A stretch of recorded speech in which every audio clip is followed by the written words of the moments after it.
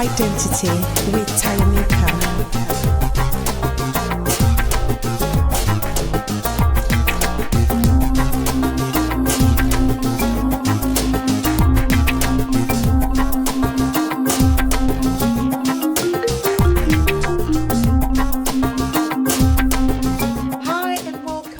Another episode of Explore Your Identity. Here we have conversations about the different aspects of who we are that form our identity, both positive and negative. I have another amazing guest today. Thank you, Takwana, for being my amazing guest and allowing us to have this conversation. So my guest today is Takwana Tyaranini. I'm going to let him introduce himself. No, thank you very much for having me. Like you said, my name is Takwana. Currently, I'm one of the co-founders of a company called Jumboo. And what it is the first of its kind, 100% digital neo-banking platform that allows African migrants in the UK and Europe to sort of do their banking services, but it also combines an opportunity for them to invest across the African continent. So quite a lot of things that we're doing, but this is a conversation we can have later on as we have this conversation. Again, thank you very much, and I'm honored to be with you today. Oh. Thank you. I would also like to say a massive, heartfelt thank you to all our listeners that have been listening from the very first episode and have followed us on this journey. I feel the love, the messages, the comments. Thank you for interacting with these conversations. If this is your first time listening, be sure to subscribe and share this podcast with your friends, your family, and just interact with us. So Takwana, let me take you back to your childhood. Can you think of a particular scenario or situation or conversation or anything in your childhood that you feel has shaped who you are today? It could be positive, it could be negative. That's a very good question, Taya. So, as you know, me and Taya have a sort of a history. We went to primary school together. So, 20 years down the line, I'm exposing your age now. But that's a story that's a conversation for another day. So, Takwana is Shona. I'm from Zimbabwe. Born and raised in Zimbabwe till I was like 18 before I migrated over to the UK. So Takwana literally translates to enough. And that tells you all you need to know about what my parents thought about my arrival, really. But, going back to my childhood, I have a very interesting story that my mother told me not too long ago. I think it must have been 3 years ago. Mm-hmm. So I'm sitting with my mother. I just moved back home for a while. I was back in Zimbabwe. My parents are still based in Zimbabwe. And then my mom has got this funny, she's staring at me and she's like, Takwana, do you know why you called Takwana? And I was like, oh no, she's about to tell me some very, very deep story that I don't really want to know at this point in time. Like, listen, your father is not your father. But then again, it wasn't the case. So she was like, Takwana, do you know why you are called Takwana, right? And I was like, no, mom. I think my impression of it was you just had enough, of babies, and you're like, this is a full stop to it. But then she told me a very interesting story that in some ways has shaped my thinking in recent years, right? So she was basically like, Takwana, so what happens was when she got married, my mom was a rural woman. She was hailed from a small little rural village. So when she got married, she then had to move over to my father's sort of homestead, as you would, customary, in Zimbabwe. She moved over to my father's rural home, and then they tried for their first child. But unfortunately, my mom, her pregnancy was a very tough one because she fell sick throughout most of the pregnancy, and she was bedridden and things of that nature.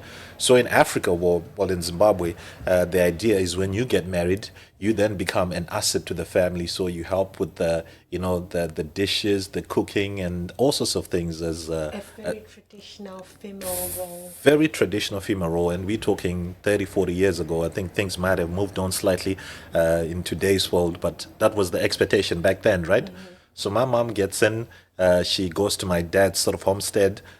Day one, or a couple of months down the line, she falls pregnant with her first child. She then becomes incredibly unwell, so much that she's bedridden.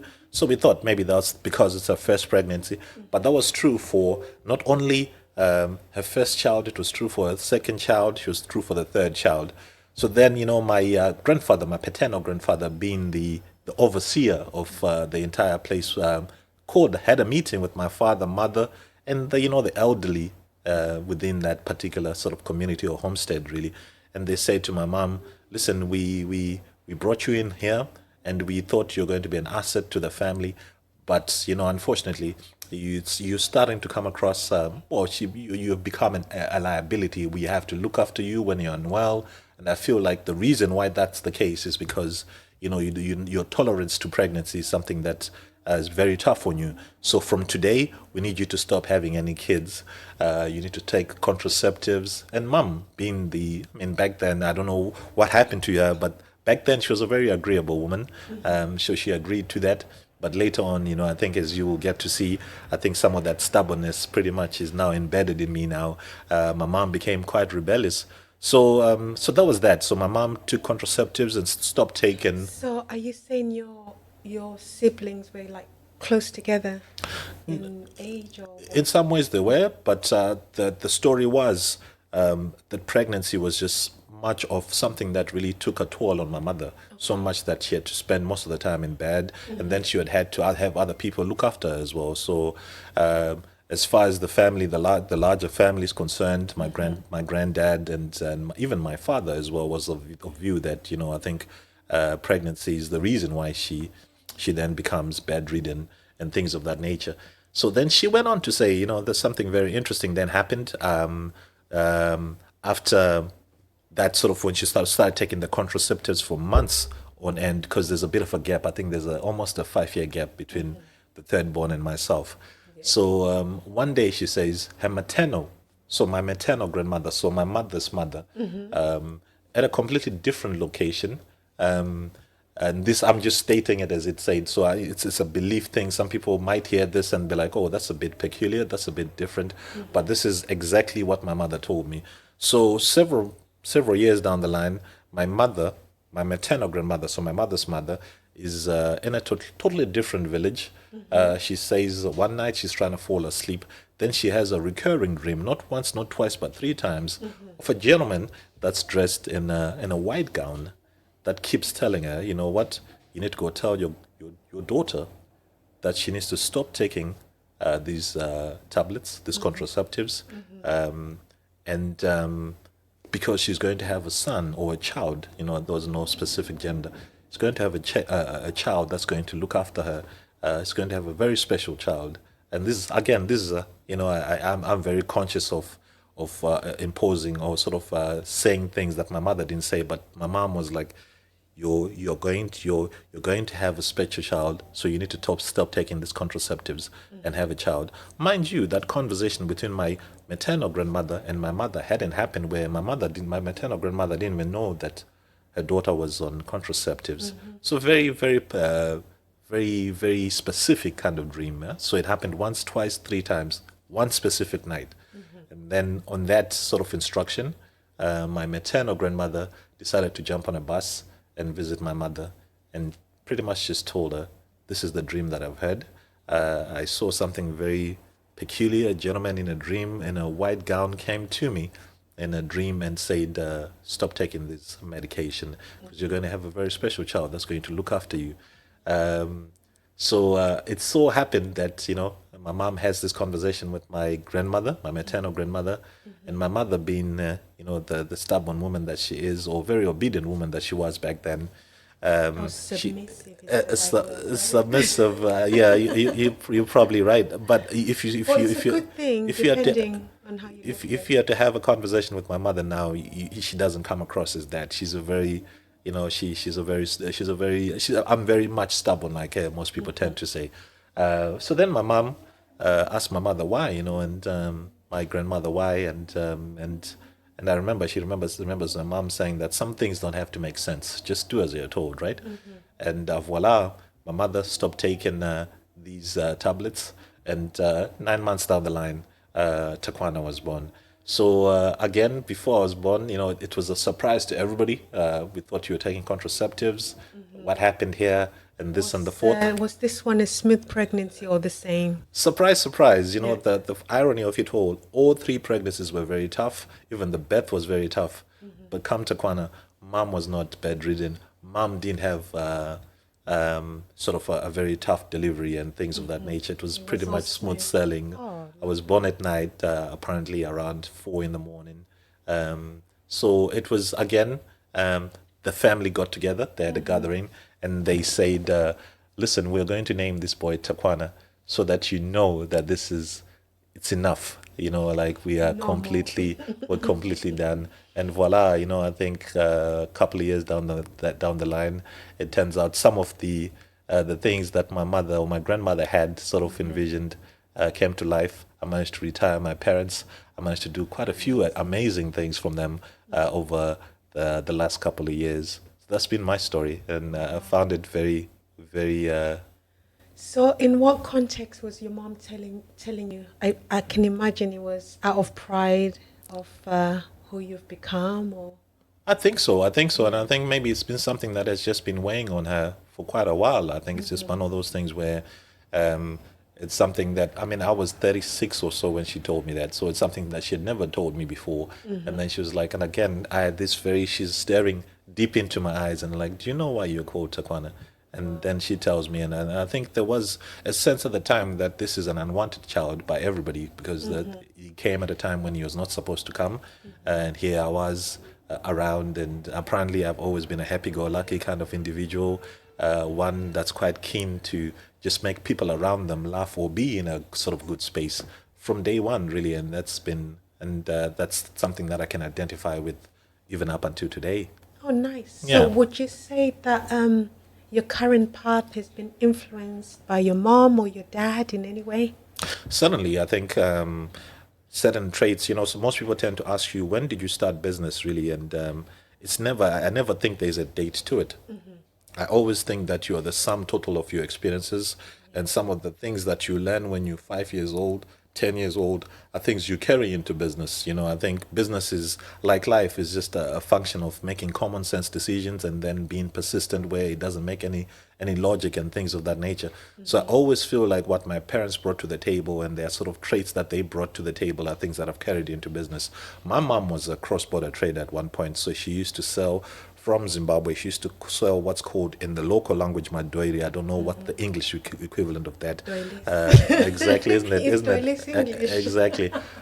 So that again is a form of entrepreneurship, though in a very informal sense, that I've pretty much just carried on. So that stubbornness, that resilience, stuff and things of that nature, are things that have literally just carried me on into business. Let's talk about what you're currently involved with. And your other ventures. If you can maybe summarize a little bit just to give our audience context of your entrepreneurship drive and personality, I guess. No, exactly. No, thank you.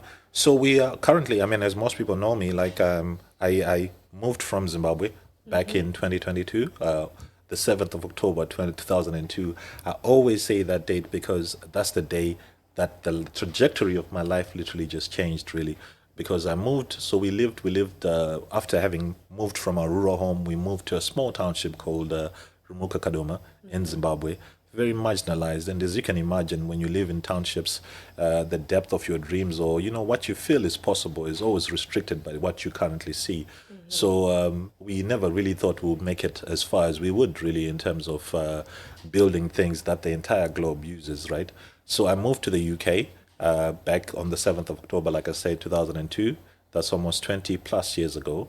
Like everyone around me, I got into the sort of into the health sector. I worked as a mental health practitioner, worked with kids, and that was one of the best years of my life because it then taught me, how the mind operates. It can make a heaven or hell of any given scenario. And I suppose that positive predisposition that I've always had around a lot of things was reinforced in that particular thing because I got to understand by just having a psychological approach to things that things can turn out literally the way you sort of sort of process them in your mind, really, if that makes any sense. Yeah. So back in, I think, about 7 years ago, my business partner then turned around and said he's got this particular idea that he wants to run past me, and he wants me to be his business partner on a 50-50 sort of venture that he wants to go through.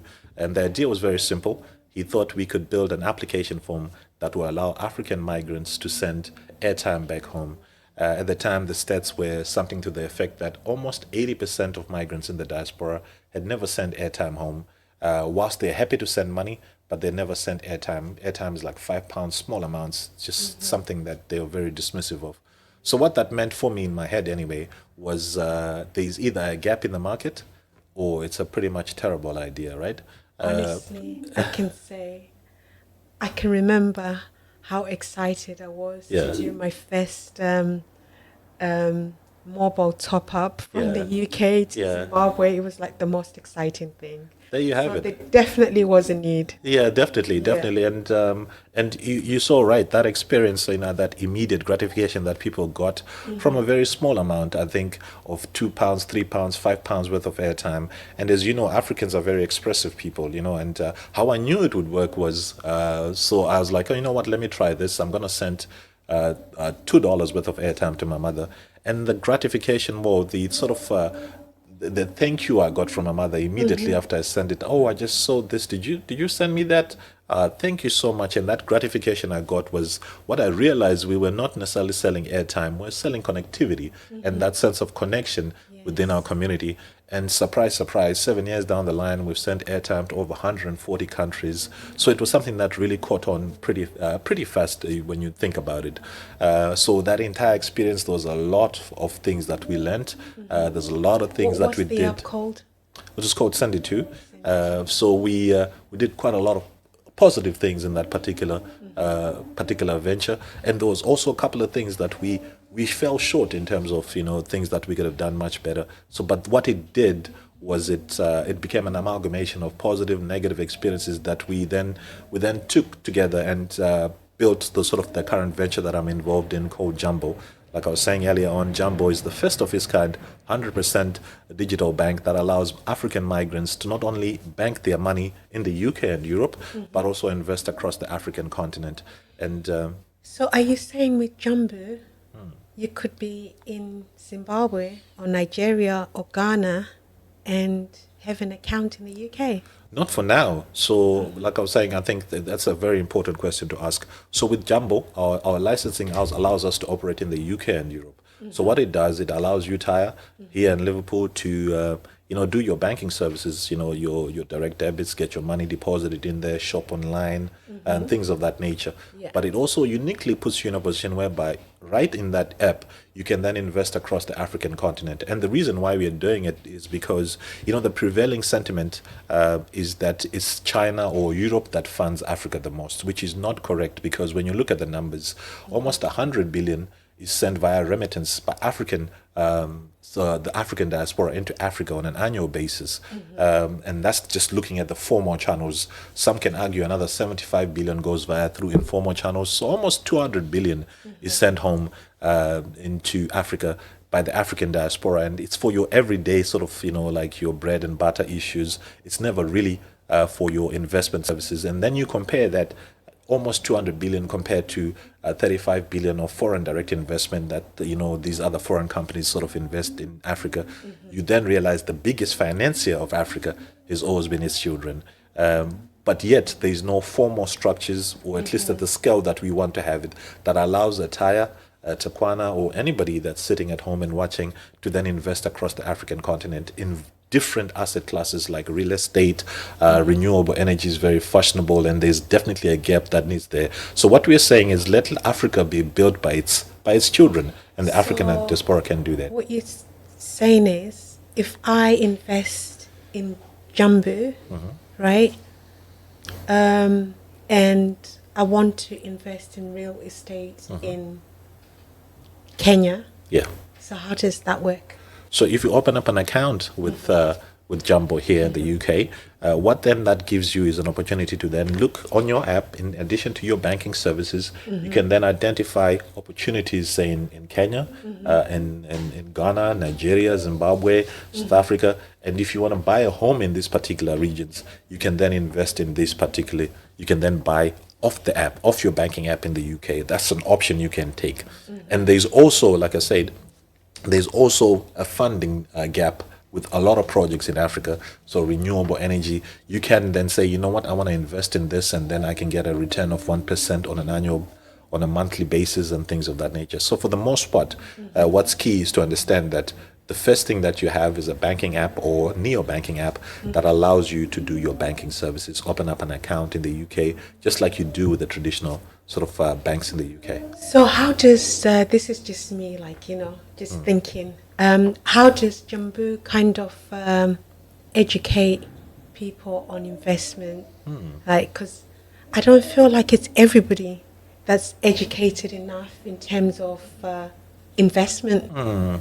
Like what to invest on. Yeah, and how does Jumboo kind of bridge that gap between understanding that yes, there's the diaspora community that want to invest in Africa, but like some people just go to work and are happy to do the money transfer, help the family, and how can you just help educate people? That's a very good question, and I think one of the reasons why we ended up getting into this space, though, something a very I don't know if this has been exposed to you, the amount of bodies that get repatriated back to Africa of Africans when they die is at extremely high levels. So what then that tells you is that people always maintain a high affinity to the place of birth. It's something, speaking of identity, it's something that most people, when they die, they always want to sort of get buried back home for some reason, especially Africans. It's something that happens quite frequently. And, and I think I remember just speaking of the question you just asked, I remember watching a show called Umoja several years ago in London. Yes. You've seen a play, yeah. Yes. And there's a guy that narrates throughout the play that narrates part of that entire particular process. And he said something that really resonated in me. He said the older an individual gets, the older a person gets, it's funny, life is a funny way of you're just in a secular sort of role where you're trying to find your way back home. Most people will always, home is always home. Who you are as a person is pretty much dictated by things you don't choose, like your place of birth, your parents, and things of that nature. And that's why when a certain type of music plays, and several people in this room will either dance or not identify with it, just because it's something that you grew up with and things of that nature. So one of the things that we want to do, we are saying to the community, guys, you are already in some ways investing. An investor, and there's a need for us to demystify it. Investor is somebody who has $5 and puts it for this particular cause. And currently, as we speak, people are doing some level of investment.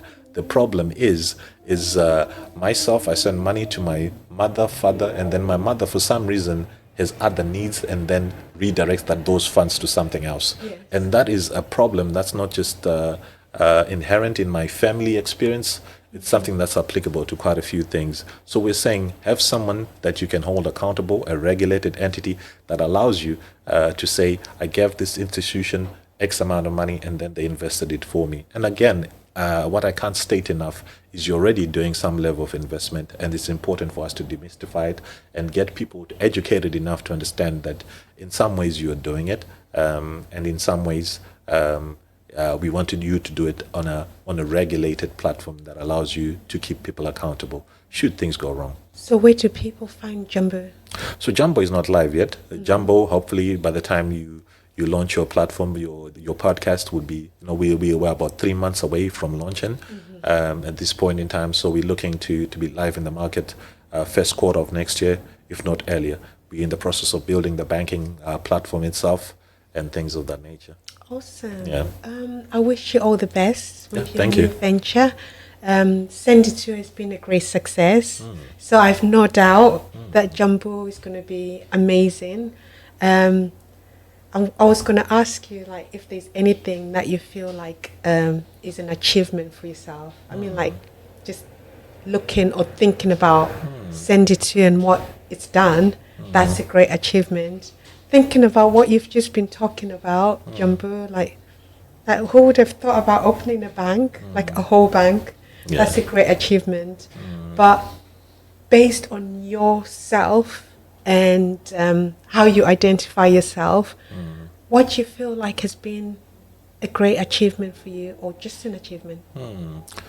On a personal level. On a personal level, you know, I think, like I was saying earlier on, just being the source of pride from my poor mother, I think, and my parents generally, I think, is something that I take a lot of pride in.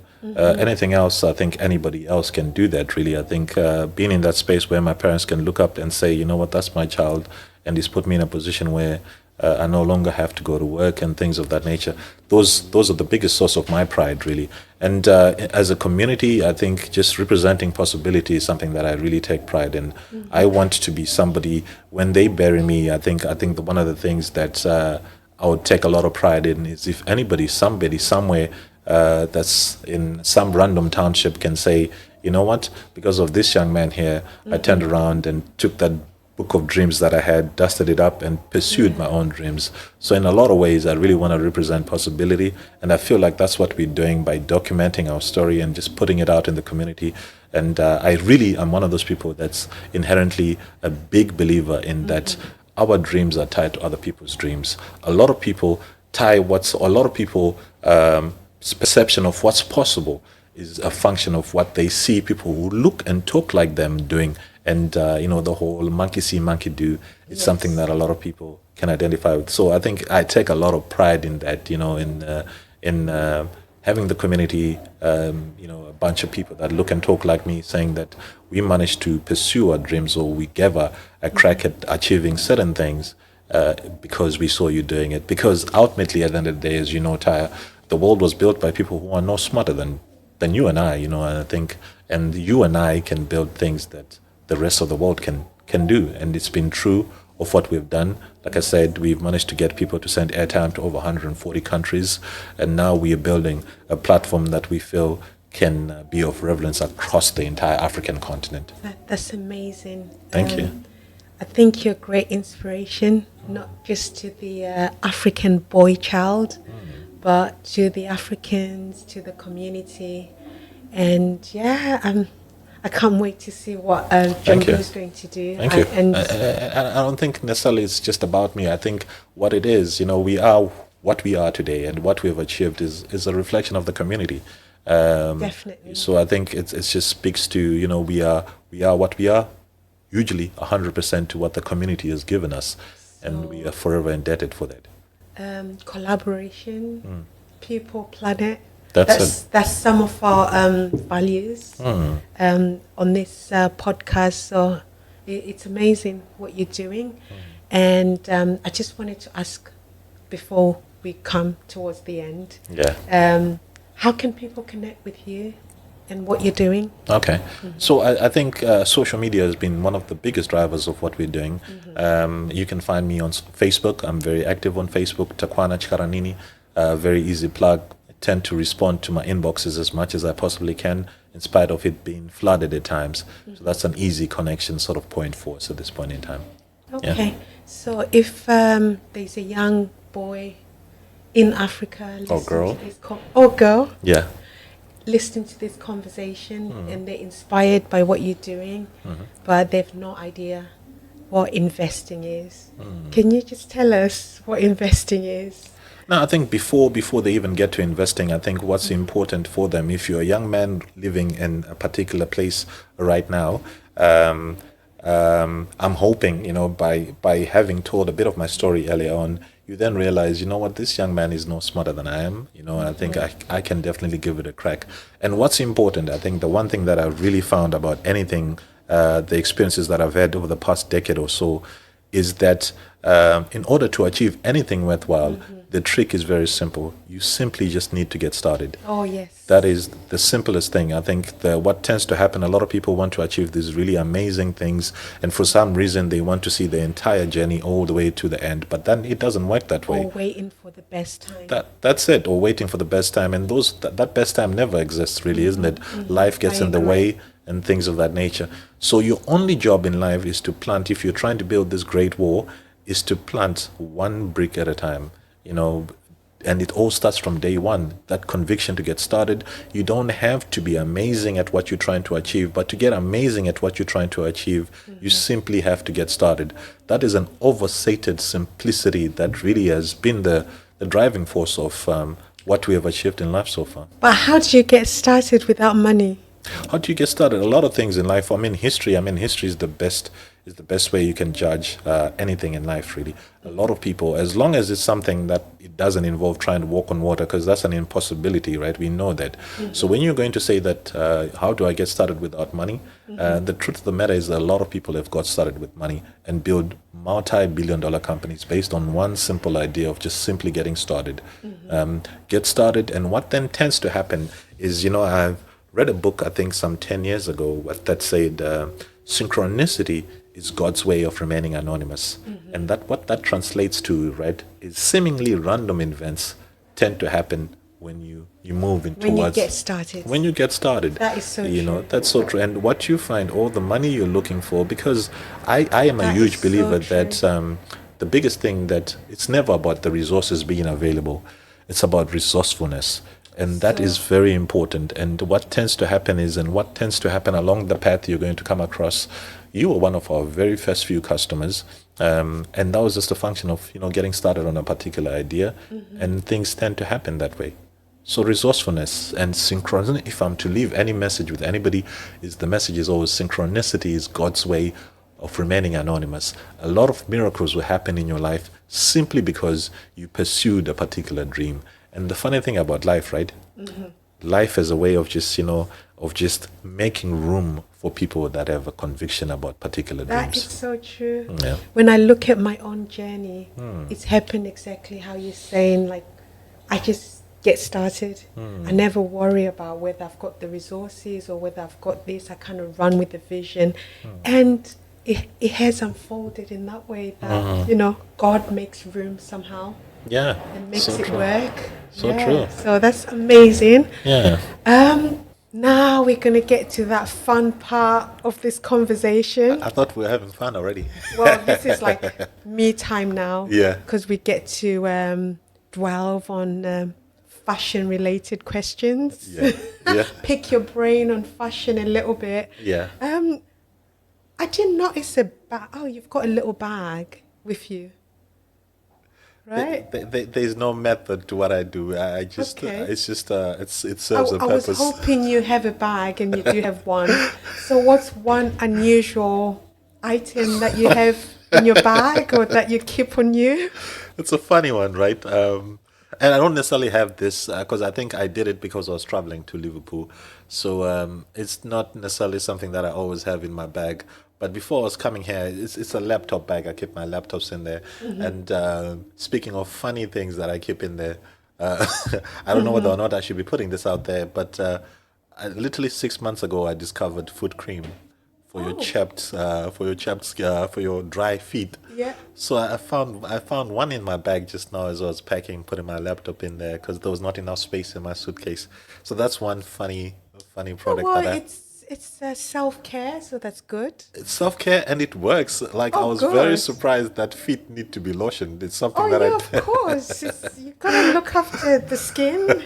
The moisture is good. It's incredible. It's stuff really, it's sensitive, very dry skin. They call it heavy duty from Body Shop. And I'm quite surprised. It's like a miracle product really because I saw results literally under 2 weeks. Oh, brilliant. After 36 years of scratching my entire sheets with my dry feet. Okay, let's talk about the clothing now. Yeah. Would you say you've got like an item of clothing or accessory that you feel like emotionally attached to? Emotionally attached to? Yeah. So, I spent the last 4 or 5 years in Zimbabwe because we were working on a few things back in Zim.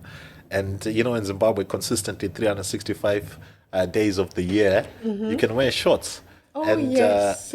I've been wearing these. These are my favorite pair of clothes. They only like worth a couple of pennies, nothing too expensive, but they have the African print because I really Oh, identify quite a lot with yes. with my heritage really. So I've been wearing these cool shorts the last 3 4 years, and Oh, the whole idea is success is no dress code. So I would find myself in these incredible institutions like Old Mutual, and I'm meeting executives, and I've got myself a pair of shorts. And it's just been one incredible experience over the last couple of years. awesome. I Yeah. like that. Yeah. And how do you define fashion? If you had to define fashion, what's your definition of fashion? Fashion. I would say identity. Okay. Speaking of being on the identity Yeah, like podcast, your shorts. yeah, I think they really speak to your identity. I think when you wear something, it's an expression of who you are in some ways. But I'm not more methodical like you are. I think there's a lot So, of what were you expressing when you were going around to boardrooms yeah, in African print shorts? just the pride. I think very often than not, like I was saying earlier on, we I worked in mental health, and I just realized pride is very very important. I think once you start to feel and put yourself in a position whereby you have a lot of conviction of who you are and what you bring to the table, and I believe I think the whole Africa is just the one place that has the wrong. I think a lot of people have a lot of wrong perceptions about, and it has implications on how people then sort of even its children, African children. I think there's that inherent assumption that we bring way less to the table, and that's very untrue because civilization, as we know, and quite a lot of the things that the world utilizes today come and hail from Africa. So I think pride is what's key in terms of fashion. I like that. So, in one word, your definition of fashion is pride. It's pride. Amazing. Yeah. Is there anything in particular that you like shopping for? Is there anything in particular, clothes wise or fashion wise? Anything. Uh, so I'm such a tool when it comes to shopping, man. I'm one of those people. My OCD kicks in.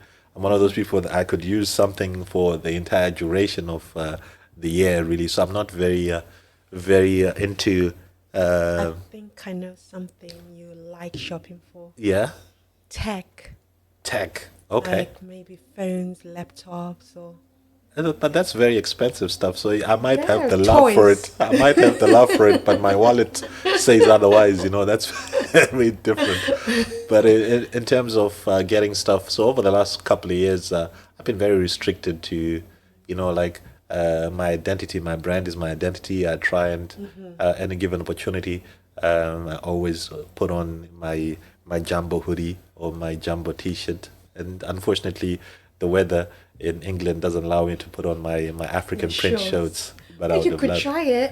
I've tried. Yeah. Or especially in Liverpool. Yeah, You'll see a lot of people in shorts in winter. uh, I tried. I tried, and it didn't end well. Really, it Oh, was very is cold. there anything that you hate shopping for? Is there anything I hate shopping for? It's probably groceries. I'm one of Oh those gosh, people. I was just like, you read my mind. Yeah, I I think hate food groceries. shopping. It's a necessary evil, right? I don't know if evil is the right term, but yeah, that's not something that I get excited by, Yeah, and you're not alone. I'm not Yeah, alone. Oh, yeah. fantastic! But having said that, I think in recent years, I think thanks to COVID, getting stuff delivered, your shopping has just become something that's so convenient. I think. Well, do you know what? When online food shopping started, like back over 10 years ago, Yeah. I did actually try it, Mm. and I liked the idea of it. But then I discovered that it doesn't give me that choice Yeah. is what you'd get when you're actually seeing. Because what I used to do when I did Yeah. my online shopping, I'll just ask them to put a replacement if they haven't got what I've put on my list. And Yeah. yeah, I was always disappointed. Yeah. So yeah, I think I can identify with that, Yeah. that sense of wanting to have felt and touched something. And then Exactly. your rituals, your routine, and Yeah, you want to so maintain that. I tried the home deliveries when it originally started Yeah. back then, and then I was just like, as much as I hate shopping, I'm not convinced. So Yeah. yeah, and then also I know you've already said you're not really a fashion person Yeah. and all that, but with your African pride, Yeah. do you have any particular favorite brand or go-to when it comes to fashion? Any favorite brands? I think maybe Levi jeans. Oh, okay. I've got the chinos right now. I think Yeah, that's what I yeah, have yeah. on. Okay. Very simple. I'm not as expressive as you are, but Yeah. the one thing that I was hoping, one thing that I think is not on your list of questions that I really wanted to ask you actually was a fairly important question around fashion, really, because you're a maestro. You coordinate. You have a good Thank sense you. of brown goes with this color and things of that nature. Whereas it's something that doesn't really exist in my head. The one thing that I always ask Called when color theory. exactly. Color theory. I have no idea what that means, but I think there's a lot of science to that, right? But Yes. the one thing that I wanted to ask you as I was coming here was, with all you've got a pretty extensive sort of, you've been doing this for years, as I can remember. I mean, like I was saying, we went to primary school together 20 plus years ago. What's the one thing, that if you were to give me one piece of advice regarding fashion, what would it be? For you For me, and yes. your identity, I guess so, yeah, I think. do you know, I would probably say just be you. Because for me, if you were to ask me my definition of fashion, fashion is me. I'm fashion. Yeah. So just make it about you Wow. and what you like and your individuality and embracing everything about who you are. That's so true. So Fantastic.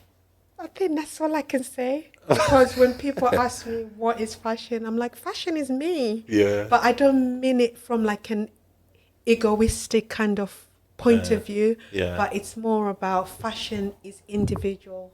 And yeah, that's all. No. And for the few times that I've met you, you've got an incredible dress sense, Oh, and I wish thank you. I wish I had at least 10% of what you have. I think. I think, God just doesn't make mistakes, does he? Like when I think about, I practice gratitude every day. Or what I mean is I'm grateful. I make it a point of actually saying out things that I'm grateful for. And when I look at my journey and think of my journey, I'm like, God didn't make a mistake when he put me in the fashion industry because I actually love fashion. Wow. Like when I need to go somewhere and I've actually got the time to plan whether it's an event or when I've got, or even it could be a wedding or a awards night or whatever it is. Yeah. If I have the time to plan my outfit, I'll literally plan everything, and that's the fun part of me. Like me wearing it and then being out there is just the icing on the cake. It's more about, okay, shall I wear that? Shall I put it together with those earrings, with this? And yeah, so I'm just like, God didn't make a mistake when he put me in that industry because I'm passionate about clothes and fashion. Yeah.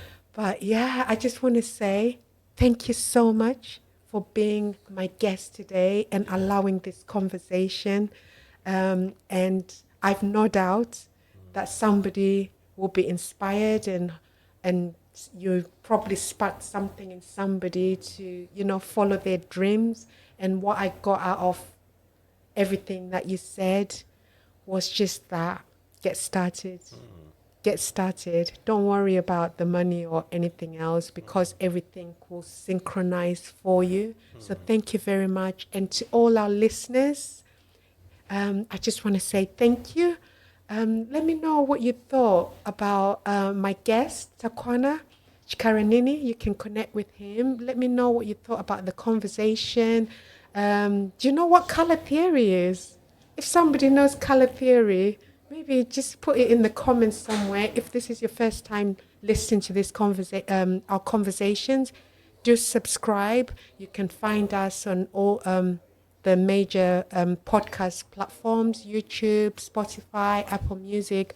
Download an episode. We're live every Wednesday at 7 a.m. So download it whilst you're doing your workout.